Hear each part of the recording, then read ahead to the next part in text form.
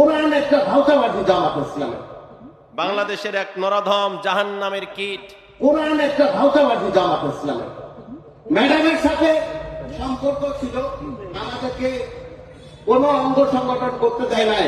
বাংলা কোর্টে রাত্র 12টার সময় ম্যাডাম আসছে, দরজা আমি টানি, খুলে না। ম্যাডাম গিয়েছে, তার এক ছেলে আছে। আগে শুরুতেই বলেনি কোরআনকে আমরা ভালোবাসি কি না।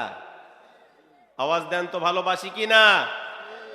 যে মুহূর্তে আমরা কোরআনকে ভালোবেসে কোরআনের মাহফিল শোনার জন্য আমরা চলে এসেছি, সেই মুহূর্তে বাংলাদেশের এক নরাধম জাহান্নামের কীট এই কোরআনকে নিয়ে অবমাননা করেছে। কথা বলেন ঠিক কিনা?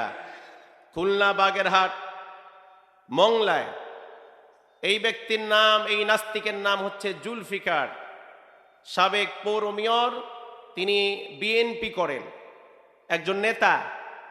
তিনি আমার কোরআনকে, আল্লাহ রাব্বুল আলামিনের কোরআনকে, যে কোরআনকে আমরা আমাদের কলিজার চাইতে, আমাদের জীবনের চাইতে, আমাদের পরিবারের চাইতে, সব কিছুর চাইতে এই কোরআনকে আমরা কম ভালোবাসি না বেশি ভালোবাসি?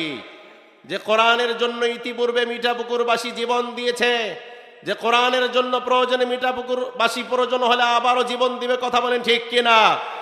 বাংলার জমিনে এমন নাস্তিকতা দ্বিতীয় স্বাধীনতা হওয়ার পর কোরআনকে নিয়ে এমন অবমাননা করে, এইরকম অবমাননাকর জুলফিকার নাম যে নাস্তিকের নাম, তাকে অ্যারেস্ট না যদি করা হয়, বাংলাদেশের মধ্যে এমন আন্দোলন শুরু হবে, দাবালনের মতো সে আন্দোলন জ্বলিয়ে উঠবে, কেউ থামাতে পারবে না। কথা বলেন ঠিক কিনা? কোরআন কি কোনো অহেতুক কিতাব? জোরে বলেন না কেন? কোনো অহেতুক কিতাব?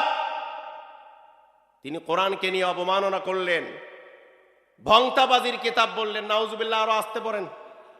তিনি বললেন যে কোরআন নাকি ভংতাবাজির কিতাব। উনি বিএনপি করুক, জামাত করুক, আওয়ামী লীগ করুক, আমাদের যায় আসে না। রাজনৈতিক মঞ্চের মধ্যে এক দল আর এক দলকে গালি দেয়, এটা আমরা ছোট থেকে দেখে আসছি। তুমি পারলে জামাতকে গালি দাও, বিএনপিকে গালি দাও, আওয়ামী লীগকে গালি দাও, জাতীয় পার্টিকে গালি দাও, চরমনাইকে গালি দাও, সেটা তোমাদের রাজনৈতিক ব্যাপার।